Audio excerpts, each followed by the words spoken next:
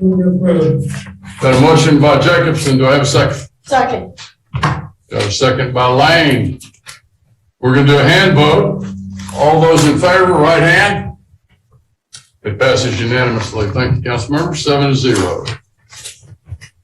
Item number 4, contracts and agreements. 4A, consideration of an action on authorization of a contract with Citizens Martin Emergency Group LLC in the amount of $1,574,548 through Houston Galveston Area Council contract number FS 1219 for the purchase of 2 Pierce custom Impel pumper fire engines. We have Shadid Ali, our fleet services manager, and Doug Boker, our fire EMS chief. Good evening, Mayor, Council, Mr. Goodrum. I'm going to open up this evening because we're taking a hard right turn from the last time I spoke to you about fire apparatus. I was conveying to you this new concept in buying stock trucks and how we were going to save a lot of money. I was apparently so effective, every fire department in the nation took that same practice, and there are no stock trucks available.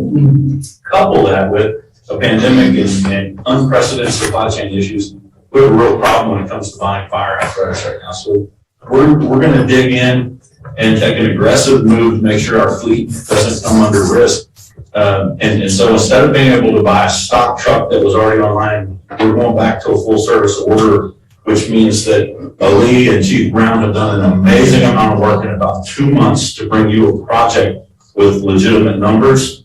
And I can't understate how much work that Lieutenant Palmer, Chief Campisi, and Engineer Operator Pennington put into helping these 2 guys put together a spec that serves our city quite well. So with that, I'm going to pass to Ali and Chief Brown.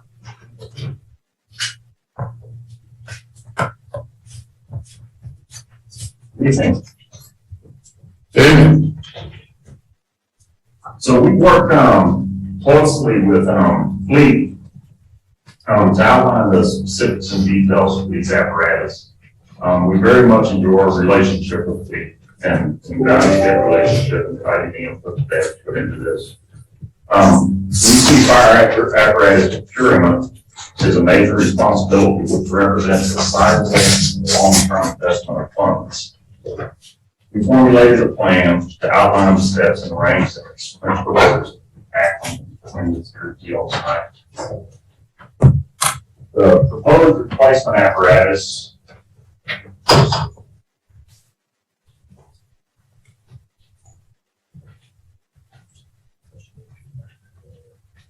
so the current engines that we have, we're replacing them based on their individual units. The units that are up for replacement for 2003 apparatus. So both units are approximately 19 years old, and they're nearing the time where replacement parts are no longer readily available due to their age. Apparatus at this age also tend to experience higher than normal downtime. The proposed replacement apparatus for both Pierce Impel Rescue style pumpers.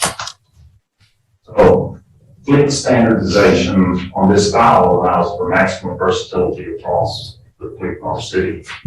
These are both full process apparatus, as Chief Boker mentioned. Given the current state of the supply chain, delivery is estimated at 17 to 18 months, which is up from approximately 12 months, what it had been prior to this. So just to shed some light on the purchase process, as Chief mentioned, we worked together and came to a determination in regards to what would be best suitable for the city. In this instance, we met with the reps from Sid and Martin. We wanted to ensure NFPA standards were met, so of course that could be a ready frontline truck. And then the purchase is going through HAC, which is the Houston Galveston Area Council Cooperative Agreement. And then just touching base on the design aspect, I know this might not make too much sense here, but in this part of the operation, again, we had a small committee, Fleet and Fire, worked in conjunction with each other. We ensured that we drew up the correct specs for a ready frontline truck. So we're purchasing 2 trucks, as it was mentioned. The price for each one is about $813,000. Which brings the total to about 1.6. We took advantage of some 50%. It only makes sense to get a savings of $54,000. And then the HAC fee, which is $2,000. So the total amount you're looking at is $1,574,548 for those two trucks. That's staff recommends City Council approve the purchase of 2 replacement pumpers for units that are approximately 19 years old in an amount of $1,574,548. And we'll be more than glad to answer any questions you might have. Thank you, Mr. Elliott. So Stuart, go ahead. Yeah, my only question is, please remind us where the money's coming from. These funds are earmarked through Prop B, the GO bonds that the voters voted on to replace these apparatus for us. Thank you. Anyone else? Good, Sean. The 2003 units, whenever these units do come in 16, 18 months, what do we do with those? So in this case, we're probably going to go ahead and auction them off. I know there's some other options as well. We can look at donating to another department that might get it. We haven't really discussed that in full details yet, but she can elaborate if some supplies for it. As we develop the public safety training facility, we have interest in maintaining excess fleet and helping training so we keep our frontline trucks ready to go. And we use the excess fleet. We're doing that currently with a replaced ladder truck that was the last truck I replaced and an excess engine. And we do that working in conjunction with fleet to keep the maintenance costs down on those so we don't run them first out.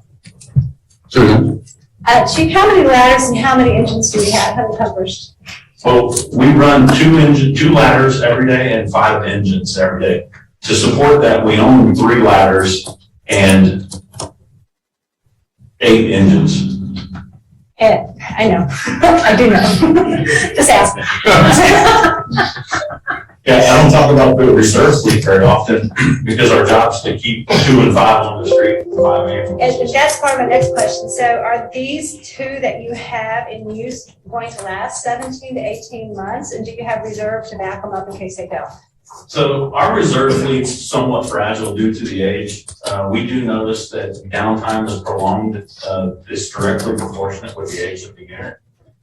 We can get there because nothing fire does is fleet. We have an excellent fleet department, and they do their EBTs work very hard to keep our fleet in working order. So we'll get there. We also are very careful in how we schedule our trucks. We just occasionally will move a truck that's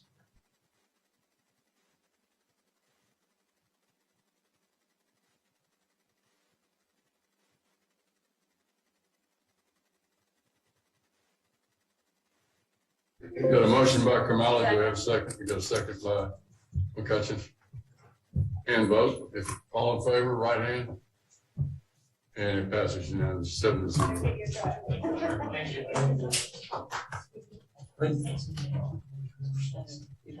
Item number 4B, consideration of an action on authorization of a professional services contract with Traffic Engineers, Inc. in the amount of $207,815.50 for the Mobility Master Plan Phase 2. We have Monique Johnson, our Transportation and Mobility Innovation Manager. Good evening, Mayor, council members. Good evening. So before you tonight, we do have a contract for Phase 2 of the Mobility Master Plan. As you all know, this has been a very long process, a very extensive process of implementation. So we're excited that we get started with Phase 2 to continue.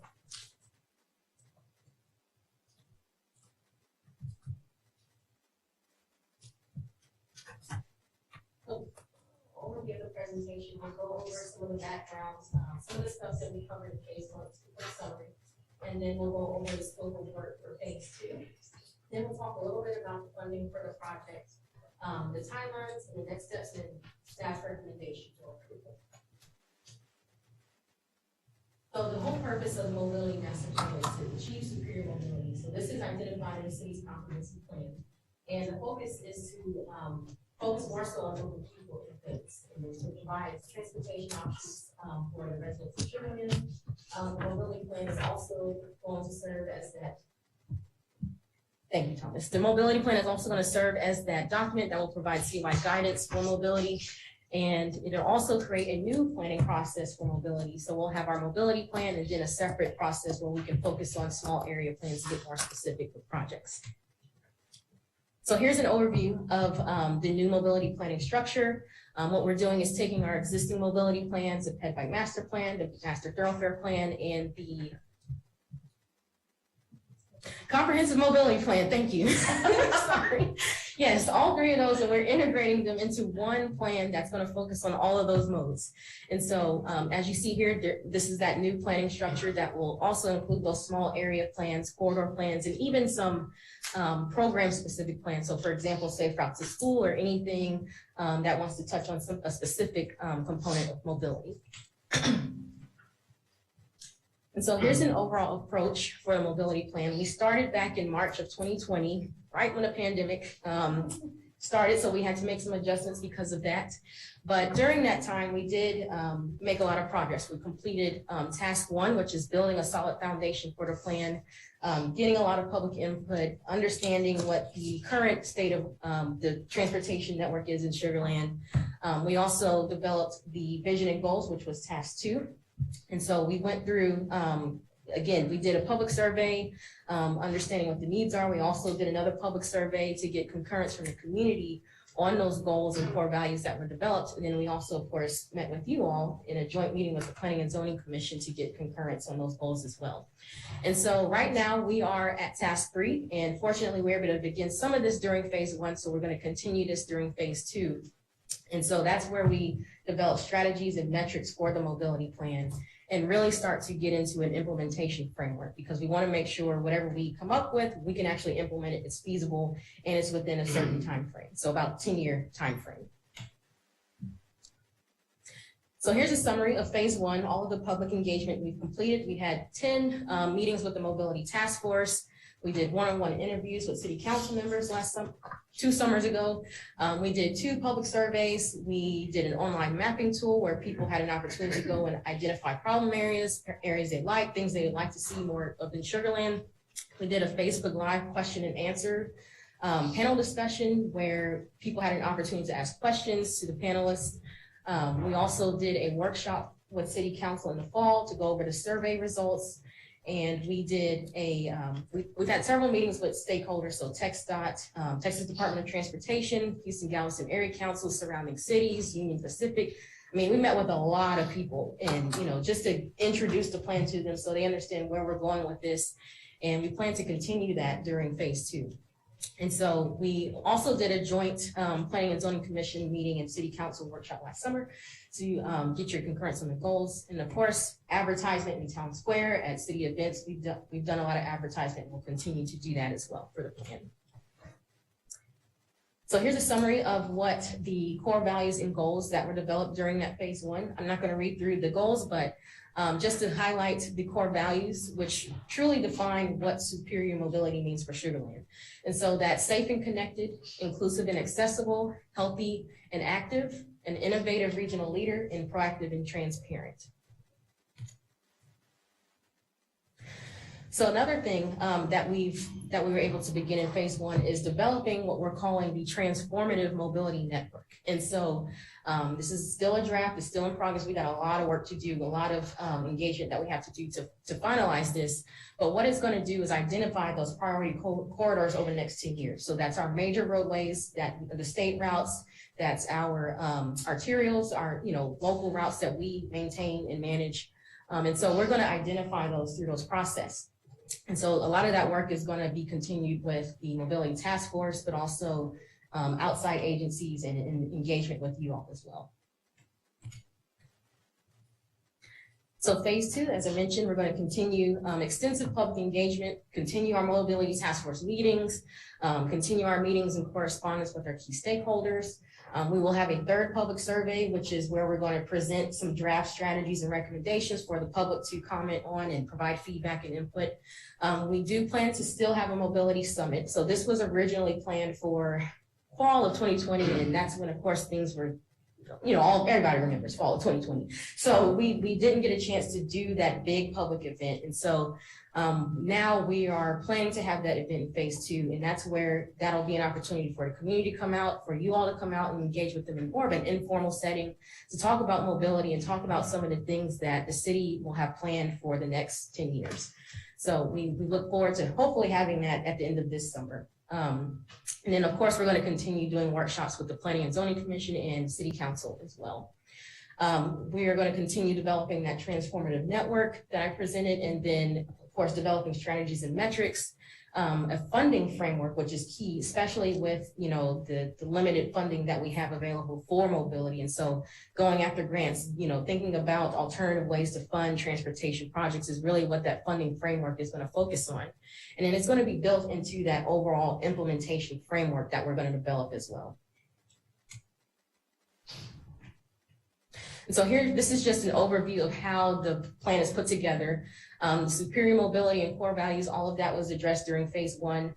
Some of the strategies and the metrics and the implementation, that's what we're really going to focus on in phase two. And so a lot of the strategy development is going to come from that mobility, that transformative network. But it's also going to be a set of policies and programs that are not necessarily, specifically identified on a map, but they're things that we need to focus on. So for example, we've had the mobility task force guide us through this process. Maybe there's an opportunity to develop a transportation advisory board for council. Those are the types of things that we'll talk about as we develop the policies and programs for the plan. And so our metrics are going to tell us how well those strategies are effective at achieving those goals and those core values that we've developed in phase one. And so we'll develop metrics. A lot of those metrics are going to have targets set with them. Again, this is within a 10-year time frame. So we're really going to have to prioritize and strategize and figure out what do we want to focus on as a city over the next 10 years? What do we want to achieve, and have some of those goals pretty much outlined in the mobility plan. And then of course, implementation. How are we going to do this? And so that's where a lot of that coordination with those stakeholders, the TxDOTs, the HGACs, the Fort Bend County, surrounding cities, understanding that our network is not just isolated to Sugar Land. We have to coordinate with those agencies to implement a lot of these projects and recommendations that we come up with. And then of course, the small area and corridor plans will be a component of that as well. So funding for a mobility plan, phase one, we got $350,000 allocated in fiscal year 20. And so phase two, we got another allocation of $180,000 in fiscal year 22. So our total budget is $530,000. The total project costs with phase one plus the contract that is coming before you tonight is $526.60. So just a little bit under budget with a little bit of wiggle room in case something comes up in the project. So here's an overall timeline. Right now, we're in winter 2022. We're in the middle of that task 3 development with the strategies and metrics. We hope to begin task 4 by this summer, which is the implementation framework, developing that funding mechanism that we talked about.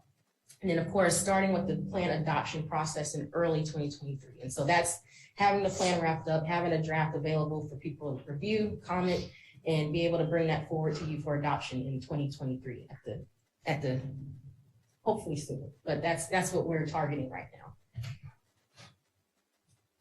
So next steps tonight, we are seeking your approval for a professional services contract with traffic engineers in the amount of $207,815. Once we get that approval, we will move forward with that engagement with those key stakeholders, and that'll be a few month process. So February through April, this will start off with the mobility task force and all of the other stakeholders that are involved.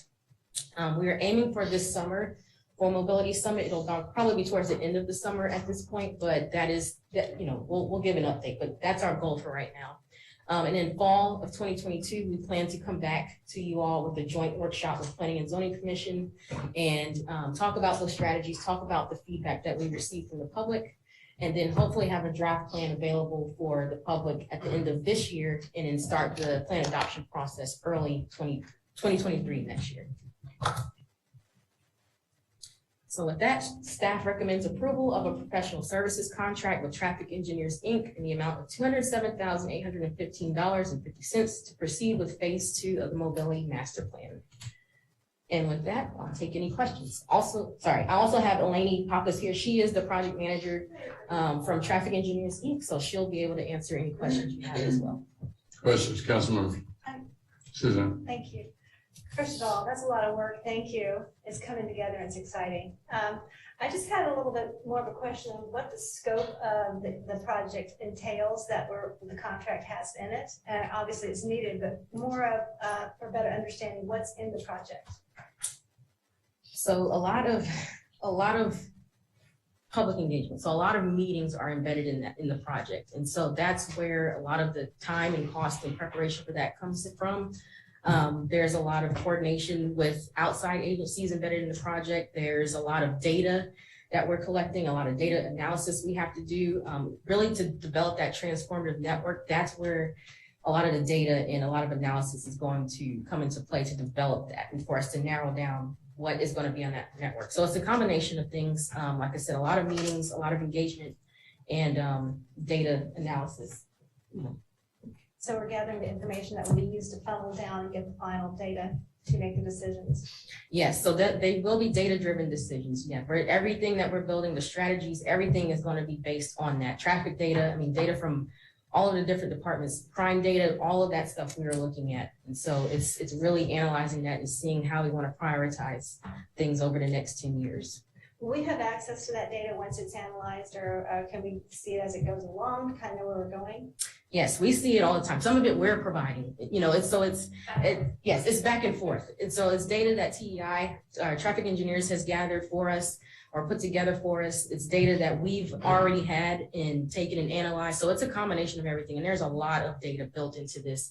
And you'll start to see more of that. I mean, the surveys that we did last year, that's a part of that data. So we got a lot of great open-ended feedback from those surveys. And so it really paints the picture of what people in Sugar Land want. It really paints a picture of how to start setting those priorities based on some of that feedback we've received from them. So you'll actually start to see that during this phase as we get to a point where we can put it together and it's digestible, because it is a lot. We do have a lot, which is great, and it's going to help out a lot. So great, that's great information. Thank you. Sure. Anyone else? You have a motion?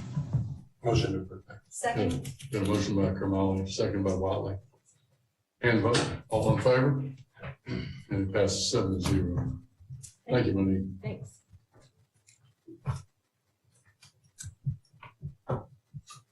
Item number 5, ordinances and resolutions. 5A, consideration of action on City of Sugar Land Resolution number 2203, a resolution of City Council of the City of Sugar Land, Texas, requesting financial assistance from the Texas Water Development Board, authorizing the filing of an application for assistance and making certain findings in connection therewith. And we have Jorge Alba, our senior engineering manager, and I see that our city engineer Jesse Lee is over there also. Jorge. Good evening again, Mr. Mayor, council members. So let me start with some background on this funding opportunity. The 86 Texas legislature entrusted the Texas Water Development Board, and I'm going to refer to as TWDB, with the funding for flood mitigation projects in the state of Texas. On November 5th, 2019, Texas voters approved the Proposition 8 that created the Flood Infrastructure Fund, or FIF, to assist in the finances of drainage, flood mitigation, and flood control projects in the state of Texas. These projects include planning and design activities to obtain necessary and regulatory approvals, construction and implementation of flood protection projects. The FIA programs provide financial assistance in the form of grants and loans. So based on the Texas Water Development Boards, didn't change, okay. Oh, sorry, went too far. One up. There you go. Too sensitive, okay. So these funds, Texas Water Development Funds, are competitive funding and the projects. To compete for those fundings, they have to comply with a series of Texas Water Development Board requirements that are very strict. So the selection process is very strict. Back in June 2020, city staff applied for funding of three drainage projects in the city. One was the Austin Park Chimney Stone Drainage Improvement Projects that was selected in the first round. We were approved for a $16.5 million loan application at that time. Also, we applied with the Covington West Drainage Improvements, and we were not selected on that particular project. And the third project was the Oyster Creek Diversion Channel and Detention Facilities that was not selected in the first round, but we were selected, or we were moved for consideration in the second round. And we received an invitation in December 2021, end of last year, informing that the project has been selected to submit full application for a 0% interest 30-year loan in the amount of $27,500,000. So to give you a little bit of where the project is located, this is an area of approximately 550 acres, that is located to the south of Oyster Creek, which borders the side by the north, Highway 90A to the south, east of the City of Sugarland Airport, and just limit with Fort Bend County to the west side. It's located north of New Territory and Telfair location. So the proposed project will remove City of Sugarland critical facilities from the 100-year floodplain while minimizing any adverse impact upstream or downstream of the project. It will provide higher level of protection from Oyster Creek overflows, since these facilities, and I'm going to tell you which facilities are in a minute, are all located in the current overflow area of Oyster Creek, and during a 100-year event are almost completely inundated in an event like that.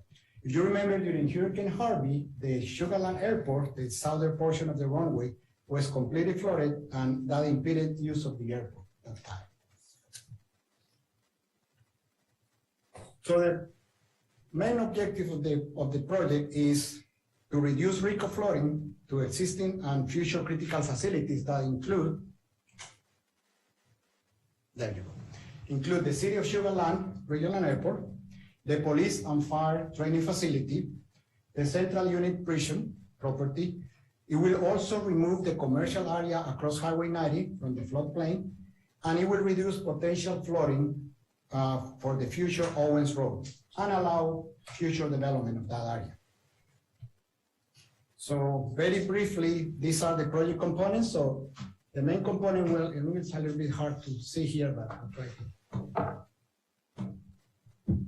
So it's a diversion channel that connects Oyster Creek to a newly built detention pond in the southern portion of the area. Another diversion channel in the west portion of the property, and improvements to Bullhead Bayou, to the flow line of Bullhead Bayou. Here will be the location of the future Owens Road, right over here. The Fire and Police Training Academy is located in this area. So the application timeline for this, we are required to submit the application to the Texas Water Development Board on February 16, 2022. We will expect approval from the board with 0% interest, 30-year loan, approximately expected by summer 2022. At that time of the approval, we have to have a resolution from City Council accepting the loan. And we expect, if you accept the loan, that we will be doing the closing on this loan anywhere between October and December of this year. I want to mention that there is no requirements. Once we receive the loan, we have 1 year actually to start the project. So we don't have to actually get immediately in the loan obligation. So if we start the loan in December, we expect to have RFQ and consultant selection for the design anywhere between October and December of this year, and we will bring that contract for City Council approval between January and March of 2023. Now, to talk about the important things, which is the funding strategy, I am going to let our city engineer discuss that in detail. Thank you, Jorge. As Jorge mentioned, this is a loan application, so city needs to pay it back, so it's not free money. Since we received the notification from TWDB last month, staff has been working on several different approaches to fund the loan, including Track 2 developer agreement for cost sharing and SLDC funding and potential CO insurance. Staff also working on a loan payment schedule analysis to really evaluate the options, on the payment schedule for different partners, for each partners. I would like to say all these work are still in work in progress because we just got information from the board last month. And also I would like to add, this loan, not only save the interest cost, with the current interest rate, we estimate the savings just on the interest is about $12 to $13 million, only 27.50% 30-year loan. Also, in addition, this loan has the benefit that doesn't require the city to upfront the entire 100% of that $27.5 million in the very beginning. How it works is like pays as you go. Just give you a quick example. After we start a project, city pays invoices to a consultant or a contractor, and then city can get the spend amount reimbursed by TDWD. So it more like pays as you go. And for tonight, actually what we are asking City Council to consider, the action for you to consider, is to allow staff to submit full application to TWBD. You still have the right to decline the loan if you elect to in the future, once the loan is approved. We actually anticipate a decision from the board in this August. And meanwhile, staff will keep working on a detailed financial plan for you to review and approval. And with that, I'll turn back to Jorge. Thank you, Jesse. So with this, the recommendation of the engineering department for City Council to approve Resolution 2203, soliciting financial assistance from the Texas Water Development Board, authorizing the filing of application for assistance and authorizing city manager to be the designated authorized representative of the city of Sugar Land for purpose of furnishing such information and executing application document as may be required in connection with the preparation and filing of such application for financial assistance to the Texas Water Development Board. So with this, I'll be more than glad to respond to any questions. Question? Motion? Motion to approve. Got a motion by Councilmember Watley. Do I have a second? Second. Got second by Carol McCutcheon. You vote this time. Hand vote. Unanimous, 7-0. Thank you. Excuse me. Thank you, Jesse. Thank you, Jorge. Item number 6, City Council City Manager Report. 6A, City Council Member Report. Stuart, let's start with you. Mayor, I have nothing interesting with William. In this case, I'm gonna follow Stuart with a very similar, it's good to be back, and have us all in one place, at one time. I'm enjoying it. Good to have everybody back. Yes, Jennifer. sir. No report, Mayor. Suzanne. I am with them. It's been quiet. Thank You you. didn't do anything either. Okay. Deshaun. I haven't done anything either, man. There we go. Carol. Okay, well, we have the mayor to the advisory council meet here. Yes, we did. Yes, we did. Mayor, Just include all. I'm trying to get to the new territory HOA meeting. That's what I'm doing. Okay. I don't have anything. Mike, City Manager Report. Yeah, Mayor, just real quick, we had two large-scale drills last week with public safety. A lot of partners, one, appreciate the public's patience as we closed down streets and had helicopters flying all over. And people were wondering why we had 60 pieces of equipment lined up. Our staff did a great job. A lot of partners outside the city, I'm not going to name them all, but we learned a lot, did a great job, and we're better for it. Thank you, that's it. Wonderful. Motion adjourned. There we go. 6:55.